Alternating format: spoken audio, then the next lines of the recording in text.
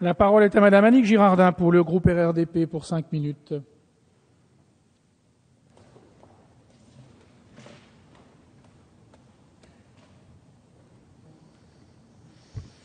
Monsieur le Président, Monsieur le Ministre, Messieurs les Présidents de commission, vous l'avez vu sur la feuille jaune, c'est mon collègue Paul Jacobi qui devait intervenir en son absence, puisqu'il a dû regagner sa circonscription. Je vais donc interpréter, je crois que c'est le mot, son texte.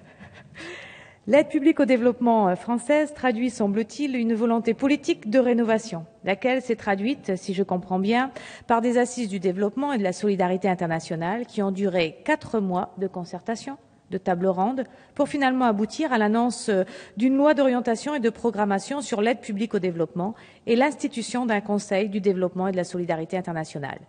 Je ne sais combien nous avons de lois de programmation et d'orientation dans notre beau pays. Elles sont, vous le savez, à la législation budgétaire ce que l'État gazeux représente à la physique des matériaux.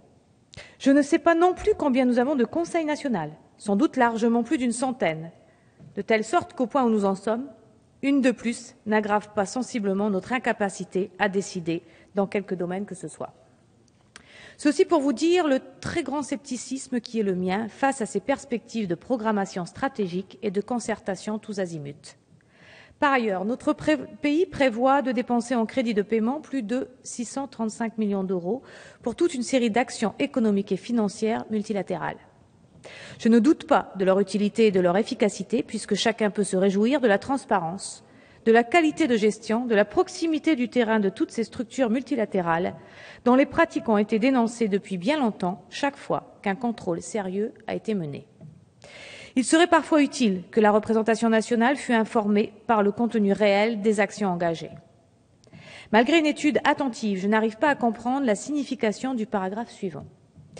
Ces crédits sont destinés à financer des actions permettant d'asseoir nos positions dans les instances internationales engagées dans la lutte contre les juridictions non coopératives, en cohérence avec le caractère prioritaire accordé à ce sujet par le G20. Ces fonds permettent de contribuer, au-delà de notre implication dans ces enceintes, au fonctionnement des organismes régionaux du type GAFI, dont les moyens sont souvent très limités malgré les enjeux de cofinancement des actions de formation et de participer à l'organisation des séminaires ou réunions sur ces sujets. Je crois comprendre qu'il s'agit de financer des causeries internationales sur le thème des pays non coopératifs en matière de lutte anti-blanchissement et de lutte contre le financement du terrorisme, en substance les paradis fiscaux. Puisque nous souhaitons la transparence, nous pourrions faire l'effort d'un vocabulaire transparent, qui soit autre chose qu'une traduction française très malheureuse et parfaitement erronée du mot jurisdiction, qui n'a pas le même sens en français qu'en anglais.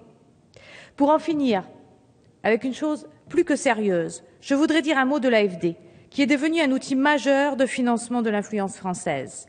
En 10 ans, le volume de ses engagements a été multiplié par 5 et son champ d'intervention géographique s'est considérablement étendu en Afrique tout d'abord, puis en direction des pays émergents et je voudrais rajouter pour ma part en faveur de l'ensemble des territoires d'outre-mer que l'AFD accompagne et pour ma part avec une grande satisfaction.